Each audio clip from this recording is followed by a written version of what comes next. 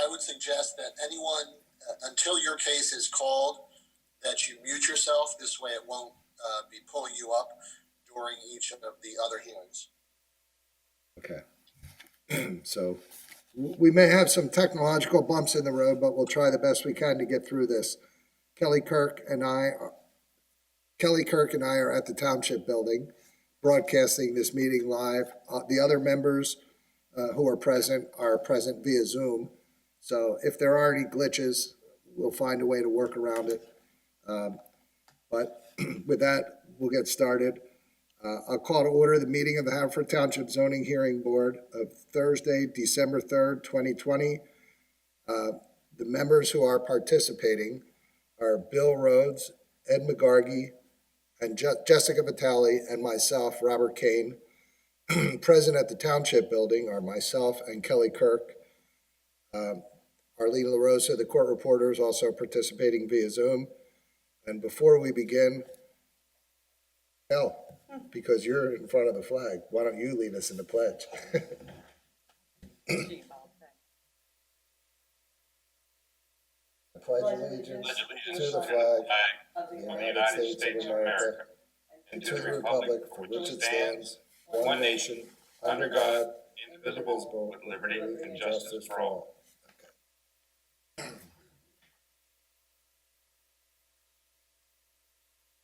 All right. We have one decision, one continued, and 3 new cases this evening. The decision is regarding case Z20-22, Arthur G. Somson Jr. and Julia Smith, owners of 501 Oakley Road, Haverford, PA, DC folio number 2205-007340, who seek a variance from the provisions of section 182-203 and or 182-802 to permit an existing 2-story non-conforming accessory structure to enclose the existing 11-foot 2-inch by 25-foot 2-inch canopy and to renovate the structure for parking, storage, and living space without kitchen facilities. Property is zoned R1A and located in the 5th Ward. Bill Rhodes, would you please take that decision? Yes, thank you. On application Z20-22, I would vote to approve the requested variance subject to the following conditions. The building shall include no cooking facilities, equipment, or appliances. The number of bathrooms shall be limited to 1 full bathroom. The building may not be leased separately from the remainder of the property. It may be used for home occupation, but no clients or customers may be served on the premises absent subsequent approval or special exception. This decision should be recorded against the applicant, by the applicant against the land records of this property.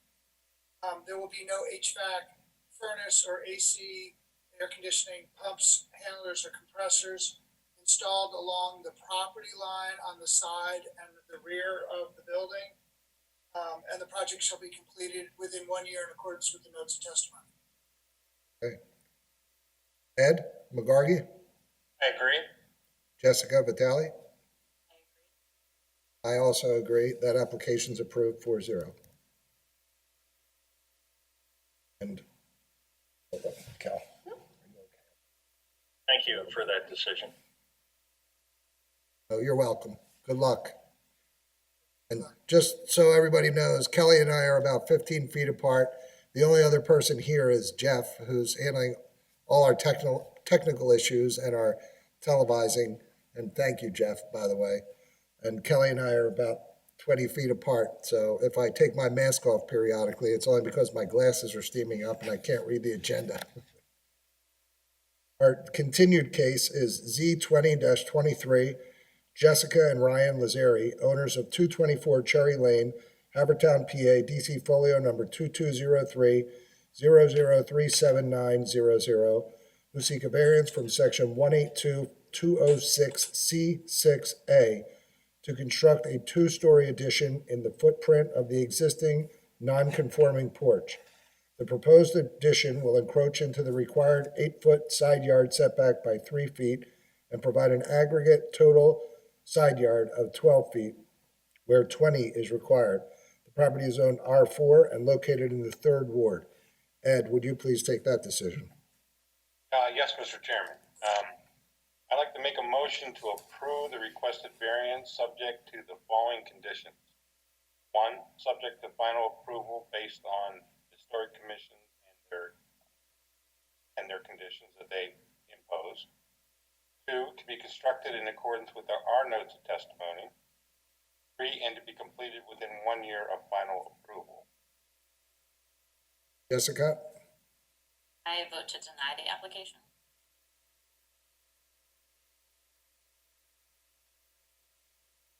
Bill? Rhodes? I vote to grant the application with Ed's conditions. And so do I. That application is approved 3-1. Our first. Thank you. You're welcome. Thank you. Good luck.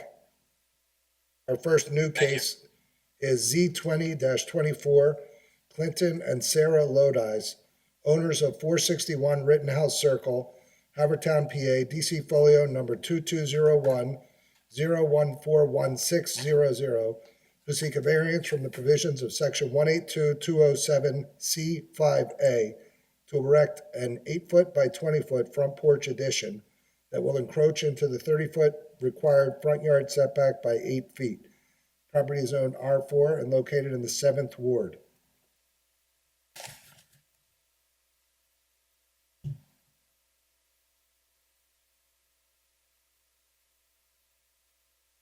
There you are. So we have Clinton and Sarah, right? Yes. Correct. Okay, and I need to swear you both in. So ladies first, and I have to do it one at a time. Please raise your right hand. Do you swear to tell the truth, the whole truth, and nothing but the truth, so help you God? And your full name and address for the record, please. My name is Sarah Lodis, 461 Rittenhouse Circle, Havertown. Okay, and now you, Mr. Lodis. Do you swear to tell the truth, the whole truth, and nothing but the truth, so help you God? I do. And your full name and address for the record. Clinton Lodis, 461 Rittenhouse Circle, Havertown, PA. Okay, and who's going to be the principal presenter, if you will? There will be. I would have guessed that. Not only because that's how it usually goes. And do we have exhibits?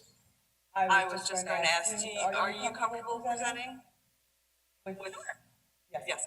Sure, I'll use that same document that we last exchanged, Kelly, if that's okay, and then you just want me to share my.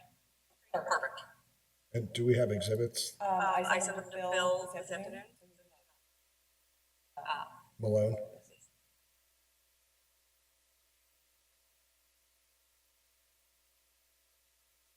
So what we have is exhibit A1, the variance application and acknowledgement signed by the applicants.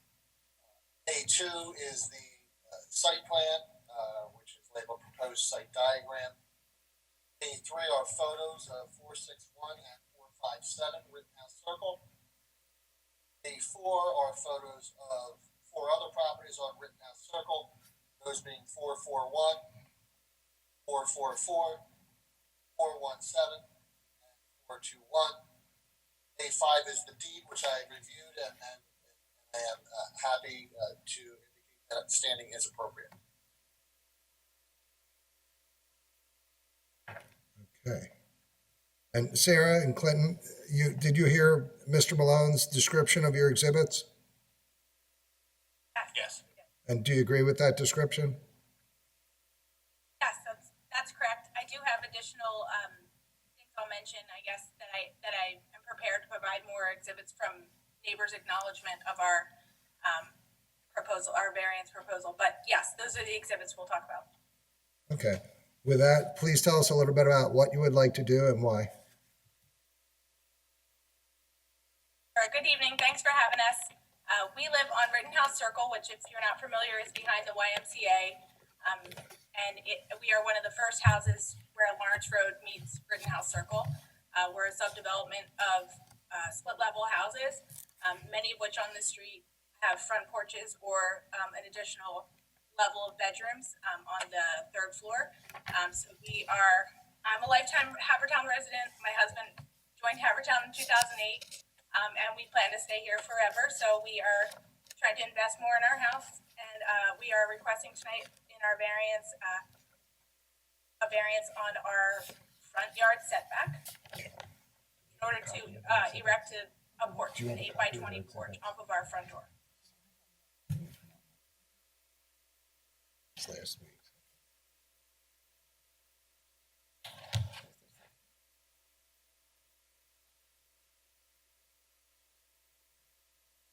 Do all the zoning members have their exhibits in front of them for this case?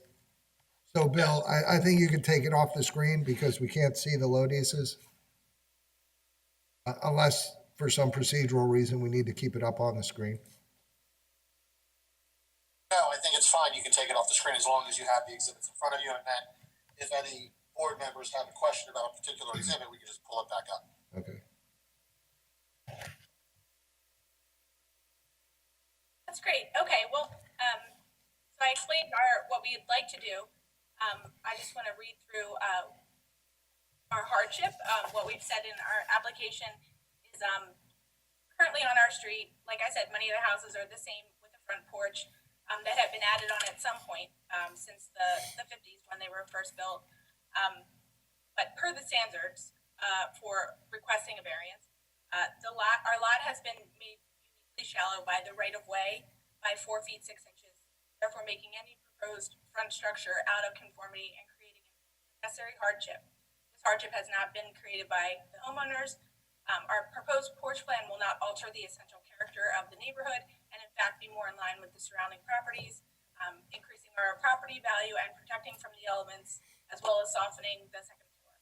And this is the minimum variance that would provide that relief. So I would like to, if there's no questions there, I'd like to just show some pictures from our subdevelopment. Well, you go ahead and then the zoning members will ask questions.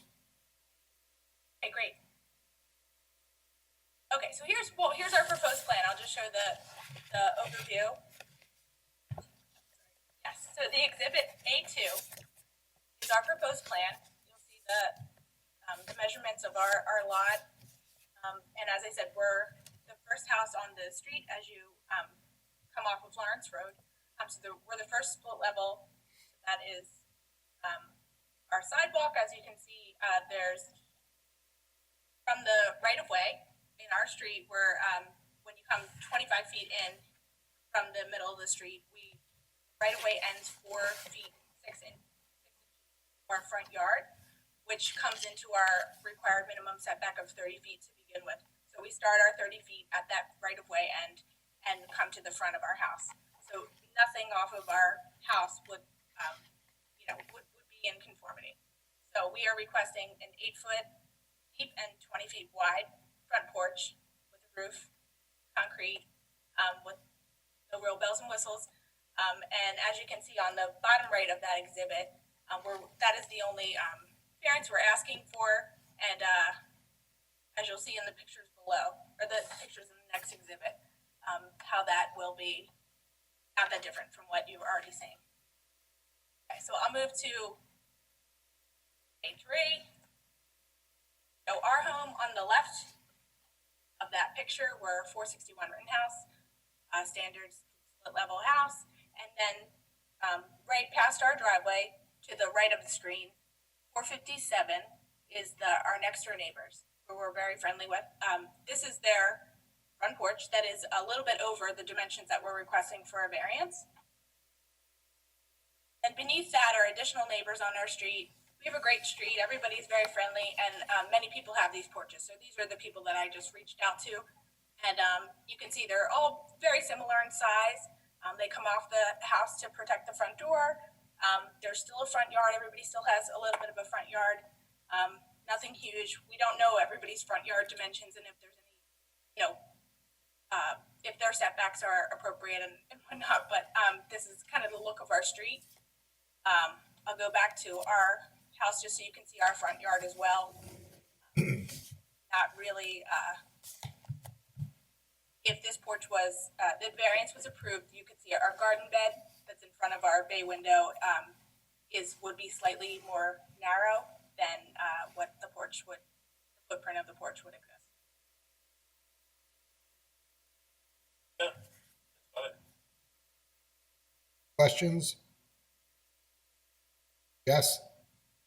I guess my main question would be, is 8 feet the minimum depth that you need? Why? Well, I would say that that's what we're requesting. We do have a bay window, so putting a chair or two out there, if that was something that we could do, that would be part of what we would consider, furniture-wise. But yes, most of the people on the examples that I've shown are people that are 8 feet or more. So we went very conservatively with enough room to bring in groceries, but not really take up our whole front lawn. And then I saw that you have a back deck or porch. Yes. So what function, besides just protecting the front door, would the front porch give you that you don't have currently? Well, I mentioned groceries, but any kind of, we have a family with 3 children and a lot of in and out. You can see from the pictures in the exhibit, our driveway does go beyond to the back of the house, but the deck is actually on an incline, so there's 7 to 8 steps to get up to the deck to get into the deck door per se. So it's not a main entrance, not easy to bring things in. But also for the general goodwill of the neighborhood, a lot of people sit on their front porches, and there's some communal, people are friendly on their out front. It's hard for all of us to sit out on that front measly step that we have. So for those reasons, the back deck doesn't really serve the purpose of all those things. Okay. So the intent is to have more of a community space. I have no further questions. Bill? Rhodes? Thanks. As part of this, are you putting a second story on that portion of your house, or is this just a roof or a porch? Yeah, thanks, Bill. We are planning on putting a second floor on top of that. Obviously, we're going to go through all the permits and go down the appropriate path there. We're actually going to mimic. We have the same contractors as Exhibit A4, 421. That's typically pretty much 90 to 95% of what it will look like in terms of the visual. Okay, thanks. That's helpful, and it looks like that was the image that you used on when you sort of canvassed your neighbors for their support. Yeah, right? that's fair. That's fair. I don't know if you'll know the next 2 questions, but they're the only other questions I had. One was, generally when we look at front yard setbacks and request to move into the front yard setback, we generally ask for like a median front yard setback analysis of the homes within a couple hundred feet on either side, so that we can sort of see what the average is. And your pictures are helpful because they do show some examples, but we don't get the benefit of measurements. So in your belief, are most of the homes within the 30-foot setback? Right now, your house is right on it, as if it was built with the setback in mind. Yeah, I mean, my personal opinion, walking up down the street, is most of the houses sit on that 30. Sit exactly, typically where we are sitting. And for them to go get, like, if you look at Exhibit A4, 1, all of them, in my opinion, are closer to the street, almost closer to the street than we are. Obviously, we don't have the from us, but When you say closer to the street, do you mean with their porch? both. I think the structure itself, and obviously with the porch. Go ahead, Bill, I'm sorry. My only other question, and I think based on the first part of your answer, I know where the answer is, but are you aware whether the road has been widened?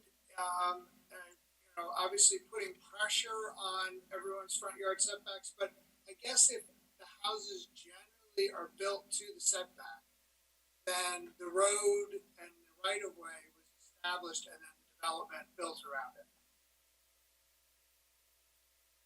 Doesn't appear that the road was widened, but like I mentioned, we're at the top of the street, so I don't know if there was some difference made there as, you know, in the origin of the subdevelopment. That would be my guess. But yeah, I'm not sure. That's all I had. Thank you. Ed? I have no questions. Neither do I. Is there anything else you guys would like to add? Actually, I have one more question. Oh, go ahead, Jess. You know what year your house was built? 56 is my, Yeah. I think it's 1956. So it was before the zoning plan, or it was after? Definitely late 50s. Our current zoning ordinance was adopted in its entirety in 1974. However, our first zoning ordinance was adopted in 1925.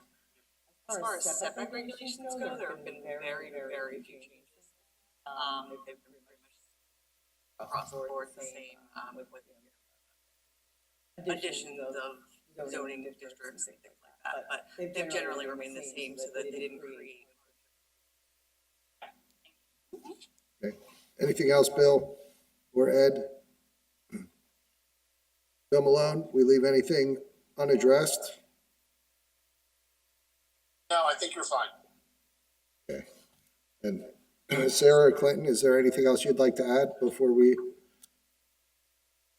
Just as Mr. Rhodes had mentioned, we did canvass the neighborhood per se, or just our, you know, our closest houses closest to us. We just made sure that they knew our plan. And we had like resounding, you know, everybody's happy for an improved house. So I just wanted to, you know, reiterate that we have support in our neighborhood to do that. Okay. And Bill Malone, I need to go through the litany, correct?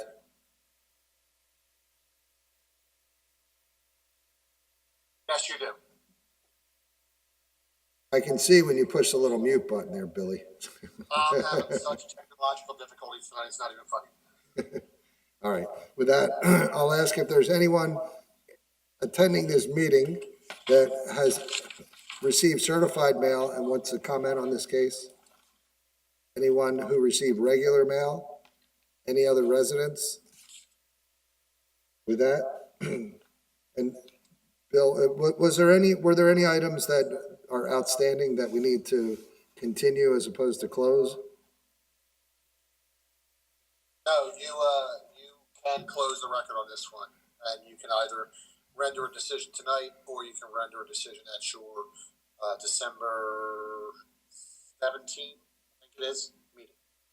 Yeah, I was thinking Bill Rhodes's question about the median setbacks, but if he's okay with this, then No, I think that was addressed. okay. With that, we'll close the record on this case, and we will try to make a decision this evening.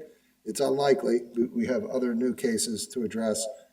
In the event we're not able to render a decision this evening, a decision would be rendered at our next regularly scheduled meeting on I believe it is the 17th. December 17th. Okay. Thank you, guys.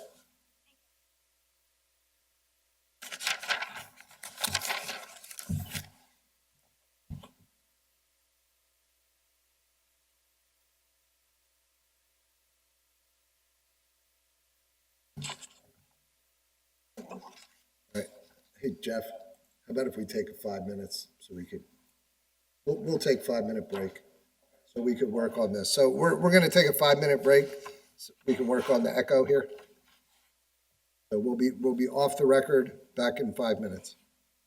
That's great, because I'm going down to. Our next case is Z20-25, Timothy Stanton and Amazin and Irina Veramidas, I hope I didn't butcher that too badly, owners of 919 Old Manoa Road, Havertown, PA, DC folio number 2208-0070900, who seek a variance from the provisions of section 182-604B and 182-604F1B to erect a 292 square foot deck within an identified 100-year floodplain. Property is zoned R4 and located in the 8th Ward.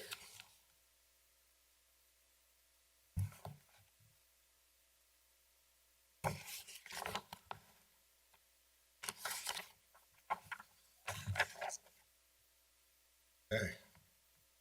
I see you, Arena. And that's the only name that's on the screen, so don't do Oh, yeah. Yes. So ladies first, please raise your right hand. Do you swear to tell the truth, the whole truth, and nothing but the truth, so help you God? I do. And your full name and address for the record, please? Irina Veramides, and it's 919 Old Manoa Road, Havertown, PA 190. Now you, please raise your right hand. Do you swear to tell the truth, the whole truth, and nothing but the truth, so help you God? I do. And your And name? I am Timothy Stanton Amizan, 919 Old Manoa Road, Havertown, PA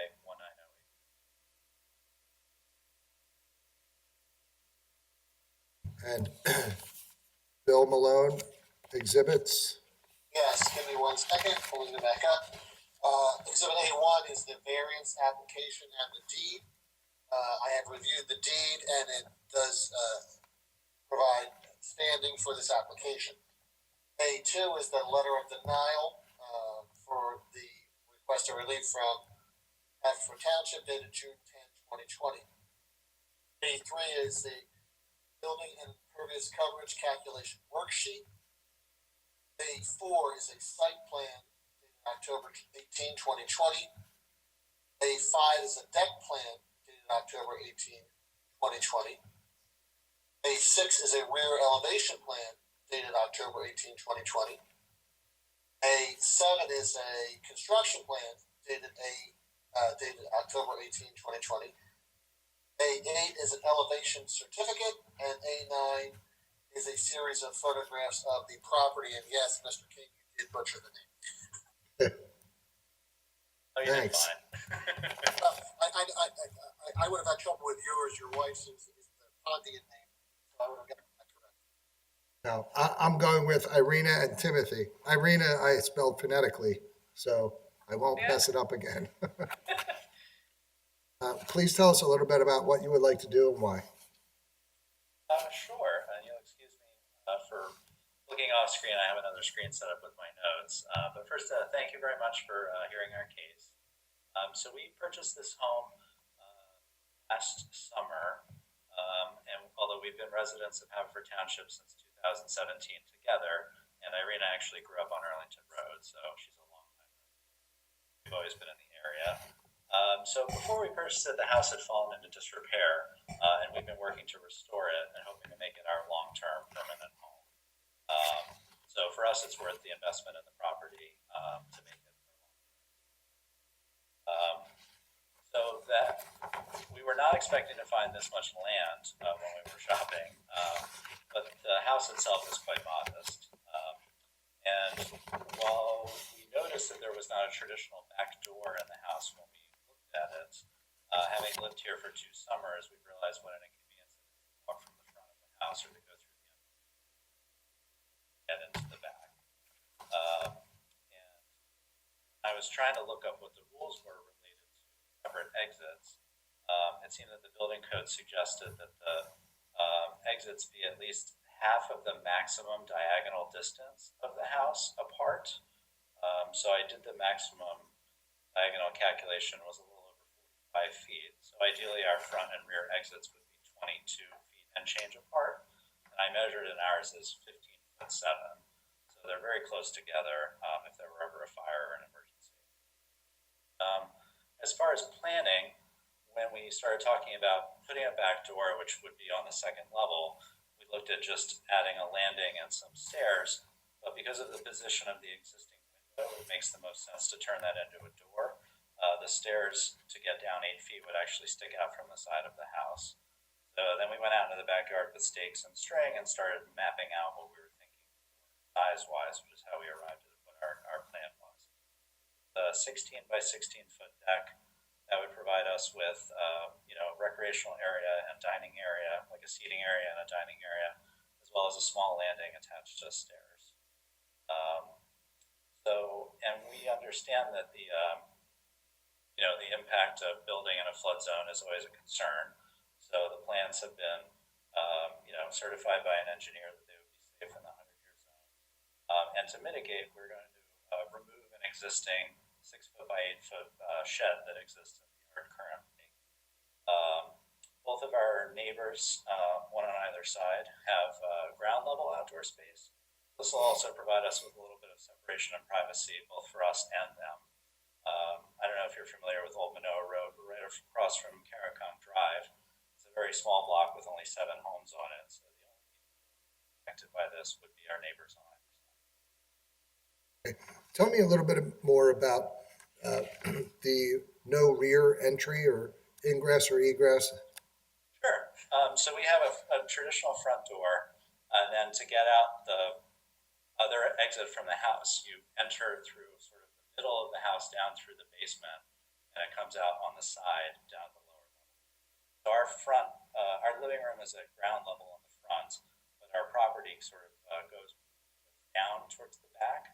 So our kitchen on the same floor is actually 1 story up. So, and there's a 1-car garage that's underneath. That's where the rear exit is currently. But just to be But clear, it's not a living space. right, just to be clear, on that level of the house, the main level, I'll call it, you don't have a back door? No. No. So if there were a fire or some other condition that required you to evacuate and the front door was blocked, you would We have to have no go way out. We have no way downstairs? out. Okay. Yeah. Okay. Ed McGargy? So, Oh, I'm sorry. Are you done? yeah, I think that was everything. I forgot to ask you guys. You heard Bill Malone, our solicitor, describe your exhibits, A1 through A9. Yes. Did he accurately describe your exhibits? You did. Okay, thank you. Ed McGargy? See in your exhibits that you do have a floodplain certificate, elevation certificate. Yes. I don't see in the exhibits a floodplain map. Have that available? I don't believe so. This elevation certificate was provided by the estate of the previous owner, part of their process of listing the house. There were some additional pages, but I don't believe there were any specific maps or anything like that. Sort of a thing that really to be able to justify what we're doing here. I know that it looks like your entire house is in the 100-year floodplain. So the back garage, which the deck footings would be constructed at the same height as, is at I guess 108.5 feet, according to this elevation certificate. And I guess our flood plain is at, says 152 feet. So I guess that's 3.5 feet below the maximum, the flood height. That again? So the footings would be constructed at the same elevation as the top of the garage slab, which on this elevation certificate says it's a 148.5. And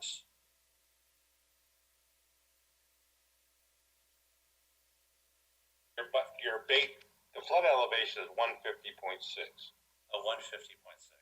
Yes. So Bottom floor elevation is 148.5, so your whole basement is in the flood. the whole garage, yeah, is in the flood. You have a basement? We do have a basement that's at the same level as the garage. Okay, that's what I thought. Okay, so your living space is in the floodplain Yes. by a couple of feet. You don't know the distance. Where is the stream in this area. We don't have a map that shows the stream location. I think we're gonna need to have that if we'd like to keep the record open, if you could produce the floodplain map and the, topo map showing where the stream is. You need to verify that you're not within the floodway of the stream, which is regulated by the state. So a floodplain map, okay? Right. I mean, we're gonna hear the entire case tonight. We'll leave the record open at the conclusion for you to submit the floodplain map and list you first on our next agenda. So if any board members have questions about the floodplain map, they can ask them.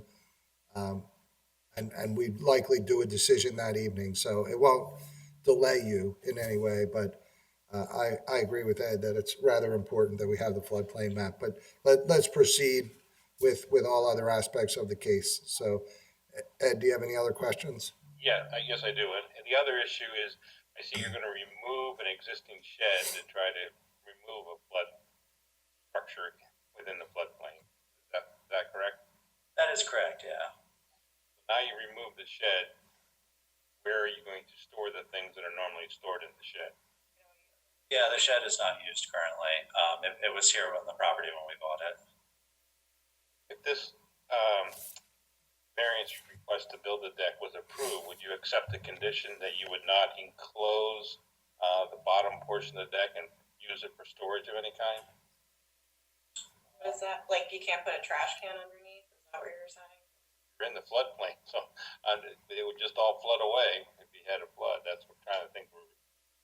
Yeah, Okay. I don't think we had any intention of Yeah. using it for storage. I mean, would enclosing include, like, I think we were gonna put some decorative lattice or something around the bottom, just as. I would not do that, because it would just, when the flood, that's gonna be debris that's gonna be flooded downstream.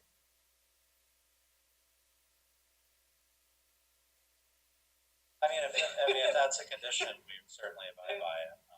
Oh, yeah, okay. Yeah, I think that would be fine. I mean, we were just gonna try and dress it up a little bit, but we wouldn't want to. And that's sort of the key, is that in a floodplain, you don't wanna have anything that's going to get buried downstream in when the flood waters recede. Okay. The deck itself, do you plan to put a roof on the deck? And do you have plan any of the utilities on the deck? And you don't plan ever to enclose the deck? You would accept those all as conditions as well? Yes. Okay, Bob, I have no other questions. Okay. Jessica? And asked all my questions. Ed? Bill Rhodes? I just wanted, just to get myself better oriented, the garage, which isn't sort of separately depicted on this, on the site plan. Bill, I'm sorry, I don't remember exactly what you were going very quickly when you were numbering, but it's something like A4 or 5. The first of the Transformer Studio plans. Is your garage is part of your basement, you said, is it entered off the front yard? Is that where the driveway is? The driveway goes to the left of the house, so it would be to the top of the exhibit A4, where the house kind of indents next to the deck. Got it, okay, yep, I Yeah, understand. and Bill, that was exhibit 8-4, I just double checked it. And then, and so the property, Carricon Creek is in your backyard or beyond your backyard? Beyond our backyard, yes, Beyond your, probably. okay, I got it, all right, thanks. I don't have any other questions. Thanks for sending in the flood map, and Kelly, do you think you could help them with that? I can certainly, point them in the direction of the FEMA flood maps, how accurate they're going to be. They do have an overlay showing, like a Google Maps, aerial view kind of thing. I've spoken to people at FEMA, they've said that they're reasonably accurate. They are a little fuzzy, but it should give us a better idea, if you're looking for something very specific of where the floodplain lies, it's not going to do that, but it should give us a better idea of where exactly it is. Ed, you have anything to add to that? No, that is what the state of the art is, so if that's produced, that's what we'll have to live with, yeah. Okay. All of my questions have also been asked, but that's why I go last. Is there anything else you guys would like to add? I don't think so. Yeah, I mean, I think like if you were to look at the other properties, the backyards, we didn't bother to take photos or anything like that, not thinking that that would be relevant, but, our neighbor, even though they have, our neighbors that share our driveway are totally 100% behind this. They think it's a great idea. They think it'll add to the home. Because we do live on Old Manoa Road, we do have a front porch, and we don't really get to utilize it the way we could if we had a living space off of our and I think like it's just important to sort of emphasize that if we have this extra space in the back, it will really just will help with our property value, add to just our street, and I think it will also just bring enjoyment in this COVID era. We have found that we really want to use our backyard, and we really can't. We go out and we sit in our backyard, and it's not very pleasant because we have to go around through the front of the house and go down a driveway that's shared to get to a backyard, and then bring all of our stuff out. And I just, we really like this house, and we bought this house, and it was in disrepair, and we're putting all of our sweat equity into this home. And I mean, we were just mesmerized by like how huge our backyard was and saw all the possibilities. And we just want to do this because I think it'll bring enjoyment to us and our families, and a way to be able to spend time outdoors. Okay. And any other questions? Bill Rhodes? No, thank you though. Jessica? Thank you. Thank you. Ed? Just one other question. This summer, when we got hit with the back-to-back storms, water. So the water that was in the backyard was We did get water on our our property, but it was Would have been out of the realm of wasn't where even this construction is. Yeah. close. It was like 3 feet, 4 feet from the creek. And we still have this ginormous backyard. I mean, I don't know. So if it was 3 or 4 feet from the creek, how far away from that would you say it was from the proposed structure? Far. Yeah, it was at least 10 feet from any water, and it was 30 feet from anything that I would consider high. The creek overflowed during the tropical storm, which was a little scary because we weren't really expecting that, but we felt much better about the house and this proposed project after, because we realized that this deck wouldn't be affected by it at all. Exactly. It actually kind of validated wanting to do this deck because it was like, oh, we had this crazy storm and we're okay. Well, it wasn't as crazy as they can get. So just remember that, because you're in the floodplain. That floodplain line, the water will reach there eventually. Okay. Well, with that, and Bill Malone, do you think, I don't think we need to go through a litany because we're virtual, so we could go through it next time after we close the record. What I would do is, because we're waiting for that floodplain map, you can do the litany next time. Just continue this to December 17th. We should have that document in hand at that point. You can then accept that, close the record, do the litany, or accept that, do the litany, close the record at that point. All right, that's what we shall do then. Is there anything else you guys would like to add before we continue the case? Okay. With that, this case is continued to our next regularly scheduled meeting on December 17th. But as soon as you're able to get that flood map, please submit it to the township, to Kelly, so she can circulate it to the board. Obviously, we would need it in advance of that hearing. If you're not able to get it before that hearing, then on December 17th, I would continue the case again to give you more time to get it, but hopefully you'll be able to get a copy of it. Okay. Yeah, Kelly has been very helpful so far, so we'll get in touch with her and get it over. Yeah, she's Thank okay. you very much. She's okay. You're welcome. This case is continued to December 17th, 2020.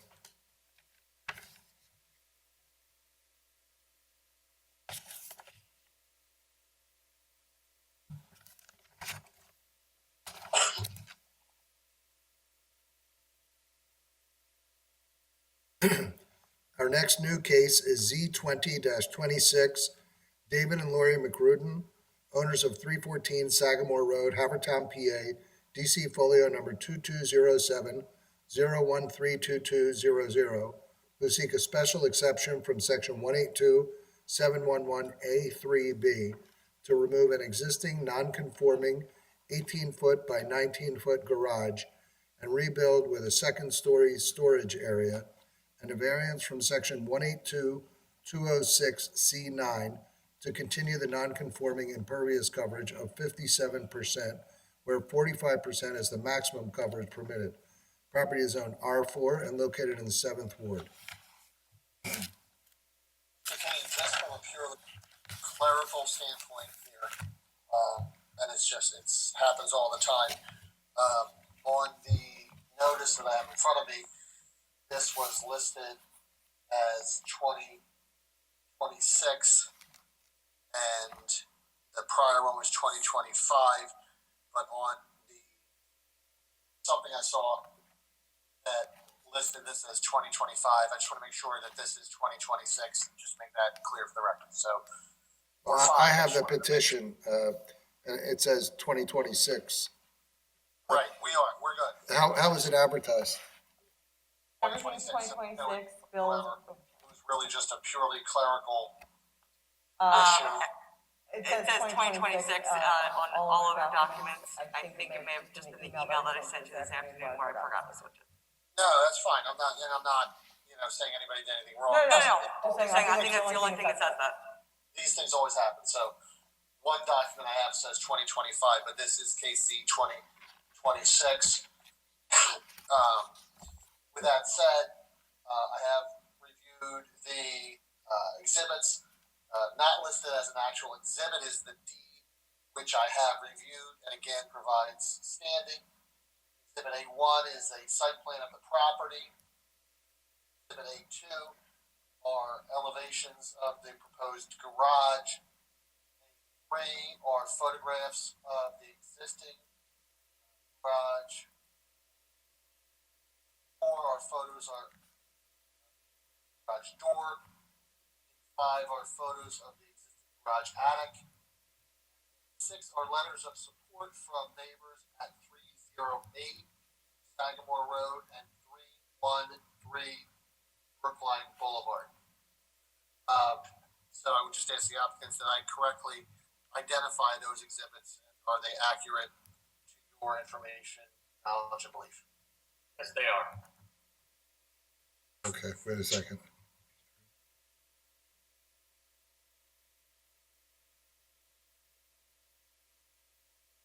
Okay.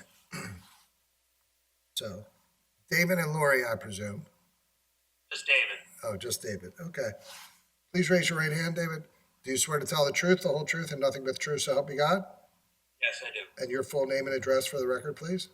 David McCrudden, 314 Sagamore Road, Havertown, PA, 19083. Okay. Please tell us a little bit about what you would like to do and why, David. Certainly. Thank you for your time this evening. As you mentioned, I'm seeking a relief on 2 counts. First is a variance to maintain current non-conforming impervious coverage. Second is a special exception to maintain an attic storage area in the proposed new structure. My wife and I have been here for 12 years. We've made a number of improvements to the property in that time.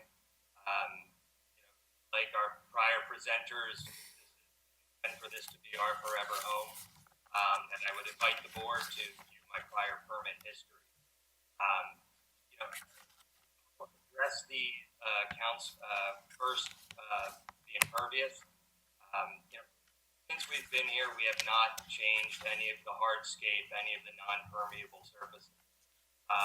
To my knowledge, it was done by two owners ago. I believe I'm currently at 57% impervious space. The allowable amount is 45%. I have no desire to increase the impervious. What I plan to do is use the existing garage foundation to rebuild the garage, so it will be over the same. And our contractor has and will certify that the existing foundation is good.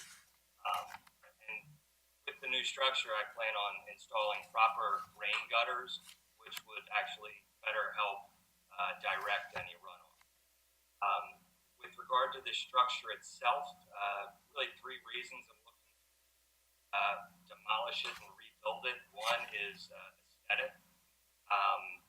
Its garage is set behind the house, but still visible from the street. I like it, but it's older. It's not in great condition. So I'd like to rebuild it so that it's more aesthetically pleasing. It's going to match the character of the existing home. Second reason is safety. If you look at the photos in Exhibit 3A and 3B, the garage leans forward and to the right. It's an old structure as well.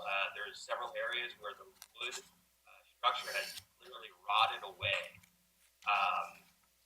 Additionally, which is not pictured, there is a stone fascia on the front of the garage, on the above the door, and I suspect that was installed the same way as we previously had the same stone fascia on the front of our home. That stone fascia is very likely installed improperly. In August of 2018, we requested a permit and had the fascia on the home removed and replaced because whoever did it, again, I suspect it was two owners ago, did not put proper wire laid under that stone, and they just mudded the stone onto the stucco. So the stones on the house started popping out. So again, I'd like to fix this before stones start falling on people and cars. So I went through aesthetic, I went through safety. The last one, I want to replace this utility. I would love to actually fit my car in the garage, but as you see from the photo in Exhibit 4, the garage door is actually too low to fit an SUV. So under the proposed plan, it would increase the height of the lower part of the garage, decreasing the attic headspace, but would be able to fit vehicles. I am seeking to maintain that attic storage area. It's ideal storage. It's where we keep everything that you wouldn't want to keep in your home: Christmas decorations, kids things, stuff like that. And I mean, once you have that storage space, it's tough to sacrifice it. That is, in a nutshell, what I would like to do. Okay. Jessica? Are you increasing the overall height of the garage structure from what it is now? No, the garage height would stay the exact same. And what is the current height in the attic storage? Or what would be the proposed height since you're reducing it? I believe the contractor said he would take the door in the garage door and then the subsequent ceiling in the lower part up 8 inches. So I would lose 8 inches in the attic. I mean, you can see it on one of the exhibits. It's not really high, and it's it's sort of that cathedral ceiling shape. At the peak, there's no insulation or drywall up there. I would say right now it's probably 7 foot, and I would be losing 8 inches. And right now, do you have any utilities in the garage? There's electric to it. There's a have our garage door opener. There's a breaker box in the garage. And you plan to only maintain electric, no additional utilities? Other utilities. Okay, I have no further questions. Ed? Yeah, so if this was approved, Jessica had measured out there, you would accept that you would make the headroom or the maximum height from floor to ceiling in the attic space no more than 6.5 feet? Give or take a few inches. I say give or take a few inches, but I don't have the exact measurement. Well, one of the conditions we want to keep is to make sure that the ceiling height is less than 7 feet, because that's the maximum livable. Well, then I would work with the contractor to ensure that. Okay. And also, would you accept the condition that the garage never be rented out for commercial or residential use? That it just be for your own personal use? Absolutely. I don't want anybody there. Bill? Hey, David, I just want to ask a couple questions that are driven right out of the zoning code that we have to sort of answer for a variance in this specific situation, and you probably anticipated. One is that there will be no habitable second-story space, No. correct? Storage. Storage only. And that will the proposed height, which sounds like it's more or less similar to what you currently have, and that the second story would be less than 7 feet. But do you feel that's in keeping with the surrounding neighborhood? I do. And you mentioned that there would be electricity only, but there would be no electricity above the first floor. Is that right? Currently, I have, there's a fluorescent light up there. Okay. That was not my doing. If I'm permitted to have a light bulb up there, that would be wonderful. If that's not permitted, then I would do without. I think the statute says electrical receptacle, so presumably you could have a light, but you're not supposed to be plugging stuff in and running things. I would be compliant with that. In the second story. Second. Okay. The garage, you said it's going to be built on the existing footprint, and we know that you have a non-conforming impervious problem, but is the rear of the house more than 20 feet from the front of the garage? No? I believe so, and I think it may be referenced in Exhibit 1. The measurement there, it looks like it says 32 feet. Okay. Oh, yeah, okay. And 32 feet from the rearmost portion of the house, although, There is a porch. right, there's a porch. So I wasn't sure if you, do you think the porch is more than 12 feet deep? It is not. I have no other questions. Okay. Neither do I. Ed, any other questions? No, Mr. Chairman. Jess? Anything you'd like to add, David? No, just thank you very much for your time. I appreciate it. You're welcome. It's our job. Okay, with that, I'll ask if there's anyone participating in this meeting who received certified mail that wishes to testify. Anyone that received regular mail? Any other residents of Haverford Township? With that, we'll close the record on this case, and we will attempt to render a decision this evening. In the event we are not able to do so, a decision would be rendered at our next regularly scheduled meeting on December 17th. With that, this case is closed. I'll ask the zoning members, does anyone have a need to confer with Bill or ask Bill some questions? I have some questions that I would like to ask him. Okay. I'm not sure, we don't have a breakout capability for tonight. I think we'll have it for next meeting. So I'm not quite sure the best way to do that. But maybe I'll just go into recess and call Bill and ask him my questions. If no one else has any questions, then it may not be necessary anyway.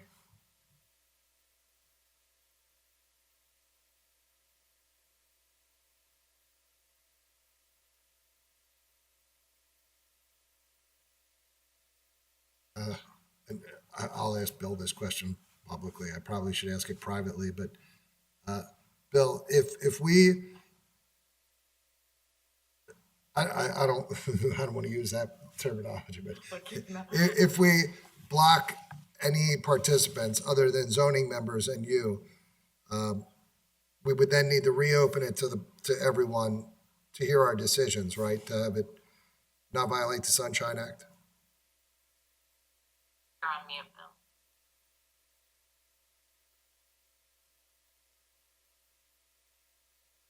Thank you, Jessica. I think what you would have to do is you would have to go off the record. You would have to remove participants that are not members of the board from the room. They would have to re-enter the room after we came back from break. And then you would have to also go back on the record for any residents who are watching proceedings on the website or the television, however we call it. It's a little bit complicated, but I do think that in order to comply with all requirements, that would be the best way to do that. You would have to really just bring everybody out, bring everybody back in. Is there a way to put people out temporarily and then bring them back in? That's again a breakout room. That's the problem with that right now. All right. Well, I see David and Sarah are still with us. So would you guys mind terribly if we put you out of this and then you could log back in and say 10 minutes? They can log back in whenever. Oh, and you can log right back in and Kelly will keep you in the waiting room.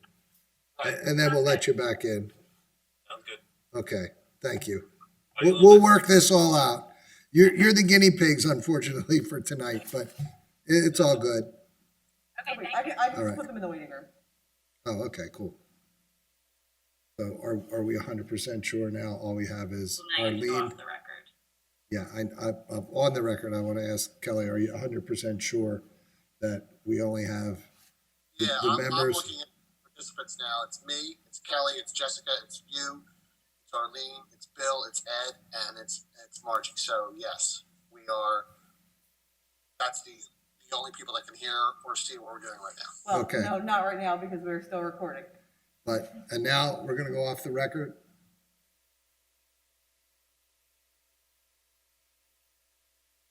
Okay. Welcome back. We'll resume the meeting at Haverford Township Zoning Hearing Board of Thursday, December 3rd, 2020. The year that never ends.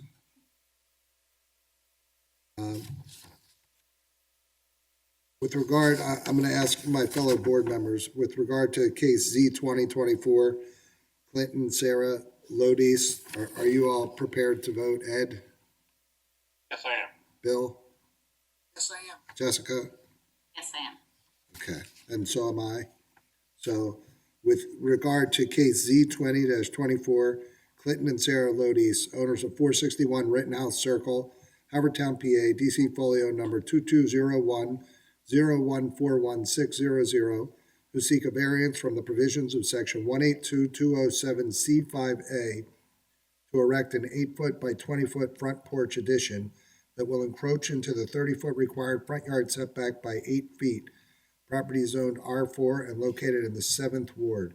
Jessica, will you please take that decision? Sure. I make a motion to approve the application with the following conditions. Porch will extend no more than 8 feet from the face of the house. The porch will not be enclosed. Water runoff will be directed so as not to adversely impact neighboring properties. The only utility on the porch will be electric, and the work will be completed within 1 year in accordance to the notes of testimony. Ed? I concur. Bill? I concur. And so do I. That application is approved 4-0. You're welcome. Good luck. With respect to KZ 20-26, David and Lori McRudin. Jessica, are you prepared to vote? Yes. Bill, are you prepared to vote? I am. Ed, are you prepared to vote? I am as well. And so am I. So, without further ado, case Z20-26, David and Lori McRudin, owners of 314 Sagamore Road, Haverford Town, PA, DC folio number 2207-01322200, who seek a special exception from section 182-711A3B to remove an existing non-conforming 18-foot by 19-foot garage and rebuild with a second-story storage area, and a variance from section 182-206C9 to continue the non-conforming impervious coverage of 57%, where 45% is the maximum coverage permitted. Property zone R4 and located in the 7th Ward. Bill, would you please take that decision? Yes, I would. With respect to application Z 20-26, I would vote to grant the special exception requested by the applicant, subject to the following conditions. There will be no electrical receptacles, drain lines, or water supply lines in the second floor. Electric lighting would be okay. There will be no utilities except for electricity in the entire building. There will be no habitable space in the second floor. The structure may not be leased separately from the remainder of the premises. The second floor clear head height shall be less than 7 feet. Footprint of the new garage shall be no greater than the existing footprint, and water runoff shall be directed so as to not adversely affect neighboring properties, and the project will be completed within 1 year of this approval and in accordance with the notes of testimony. Ed? Agree? Jessica? I agree. And so do I. That application's approved 4-0. Good luck. Very much. You're Thank welcome. you so much. Good luck with everything. Okay, with that, unless there are any other administrative matters that the board needs to address, anybody have anything? Yeah, Mr. Chairman, just touch base with Bill about the minutes that we're backed up now. Or with the whole Zoom thing, what my plan is, I'm gonna email you all the minutes since we're virtual now. And at the December 17th hearing, you can vote on approving those minutes at that point. Thank you, Bill. Bill, in your approvals or whatever, where you need our manual signatures on the final, how are you doing that? Do we have state authorization to go by PDF? With the change up, I think what I'm going to do is I'm gonna send it all to you DocuSign, and you can all each individually DocuSign them. And that is compliant with all regulations and with the governor's orders. Just make it clear that it's coming from you, Billy, because there's a lot of DocuSign scams that everybody may have noticed in their inboxes. Well, yeah, you'll know that it's from me, because I'll label it appropriately, and you'll know it's from me. So, if you have any questions, just call me on my cell, send me a separate email, send me a separate text, but I'll make it very clear that it's not a scam, it's coming from me. Okay. I sent Bill Rhodes one to try to get him to sign his house over to me, but he caught on to it. So, Oh, I got his house. His attorneys are good at that. so you own his house I've now? already made it 4 or 5 times, so you have to get in line. All right. And Bill, this will be coming from you or your new online persona that you created? It will be from Mr. Henry. Now, you'll All see right. it from me. Well, everyone stay well. Good luck. And unfortunately, I'll see you on Zoom on December 17th. So with that, we are adjourned. Good night.